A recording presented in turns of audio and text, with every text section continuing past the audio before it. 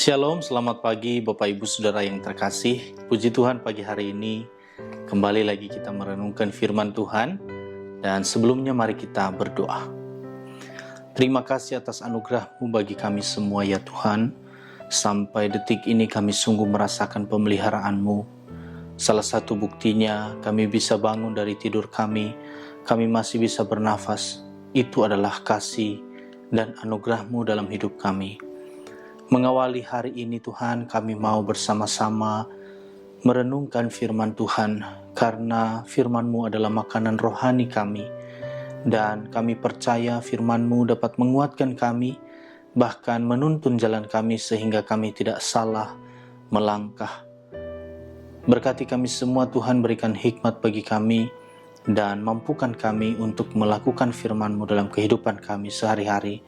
Dalam nama Tuhan Yesus kami berdoa. Amin. Bapak Ibu Saudara, tema renungan kita pada pagi hari ini yaitu tugas sang hamba. Yesaya 42 ayat 1-25 firman Tuhan berkata, "Hamba Tuhan, lihat, itu hambaku yang kupegang, orang pilihanku yang kepadanya aku berkenan. Aku telah menaruh rohku ke atasnya supaya ia menyatakan hukum kepada bangsa-bangsa. Ia tidak akan berteriak atau menyaringkan suara atau memperdengarkan suaranya di jalan. Buluh yang patah terkulai tidak akan diputuskannya, dan sumbu yang pudar nyalanya tidak akan dipadamkannya. Tetapi dengan setia ia akan menyatakan hukum. Ia sendiri tidak akan menjadi pudar dan tidak akan patah terkulai sampai ia menegakkan hukum di bumi. Segala pulau mengharapkan pengajarannya. Beginilah firman Allah, Tuhan yang menciptakan langit dan membentangkannya, yang menghamparkan bumi dengan segala yang tumbuh di atasnya, yang memberikan nafas kepada umat manusia yang mendudukinya, dan nyawa kepada mereka yang hidup di atasnya. Aku ini Tuhan telah memanggil engkau untuk maksud menyelamatkan, telah memegang tanganmu. Aku telah membentuk engkau dan memberi engkau menjadi perjanjian bagi umat manusia, menjadi terang untuk bangsa-bangsa, untuk membuka mata yang buta, untuk mengeluarkan orang hukuman dari tempat tahanan, yang mengeluarkan orang-orang yang duduk dalam gelap dari rumah penjara. Aku ini Tuhan, itulah namaku. Aku tidak akan memberikan kemuliaanku kepada yang lain atau kemasyuranku kepada patung. Nubuat-nubuat yang dahulu sekarang sudah menjadi kenyataan. Hal-hal yang baru hendak kuberitahukan. Sebab hal-hal itu muncul, aku mengabarkannya kepadamu." Bapak Ibu Saudara, siapakah sebenarnya hamba Tuhan itu?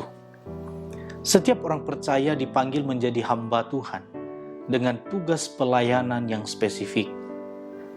Pada perikop yang kita baca tadi, juga pada perikop-perikop lainnya Bapak Ibu, Yesaya memperkenalkan sosok hamba Tuhan yang berbeda dari hamba-hamba Tuhan pada umumnya.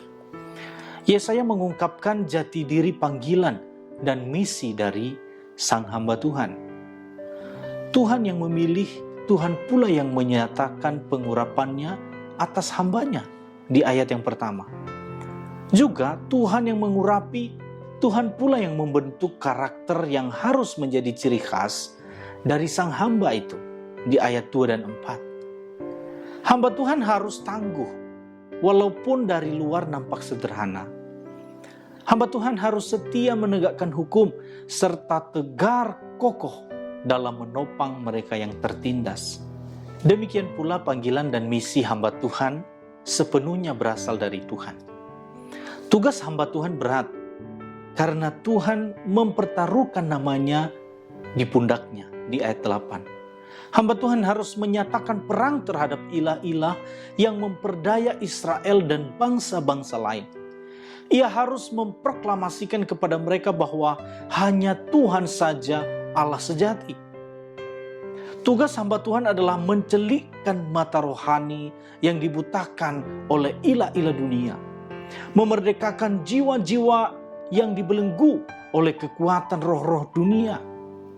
Hanya melalui Sang Hamba, semua manusia dapat datang dan menyembah Allah satu-satunya. Di ayat 6. Saudara, Kristus adalah Sang Hamba yang sudah tuntas menunaikan tugas dari Allah. Dia sudah menang terhadap belenggu dosa dan kuasa maut.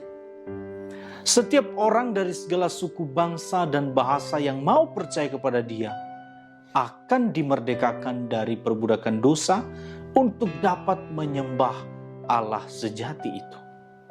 Tugas kita, saudara, yang menjadi anak-anaknya kini adalah menjadi pemberita-pemberita kabar baik ini. Proklamasikan kemerdekaan Kristus dan ajak setiap orang yang kita jumpai untuk mengenal Dia dan mempercayakan hidup kepada Dia. Saudara-saudara yang dikasihi Tuhan, kita semua adalah hamba Tuhan.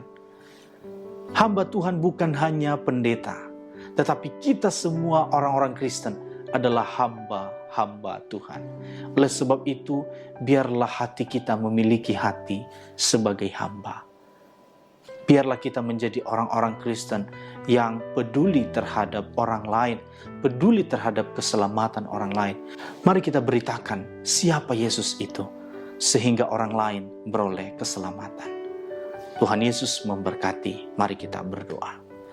Terima kasih atas firman-Mu ya Tuhan, yang telah mengajarkan kami pada hari ini, bahwa kami adalah anak-anak-Mu dan kami adalah hamba-hamba Tuhan.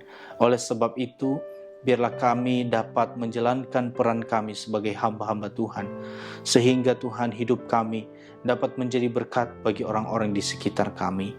Engkau telah memberikan teladan bagi kami. Engkau mengorbankan diri-Mu di atas kayu salib. Oleh sebab itu Tuhan, biarlah teladan itu kami senantiasa menerapkannya dalam hidup kami, bahwa kami adalah hamba-hamba-Mu yang setia sampai akhir. Terima kasih Tuhan, kami akan beraktivitas hari ini. Berkati kami semua, seluruh keluarga besar Gereja PO Kemang Pratama. Dalam nama Tuhan Yesus, amin.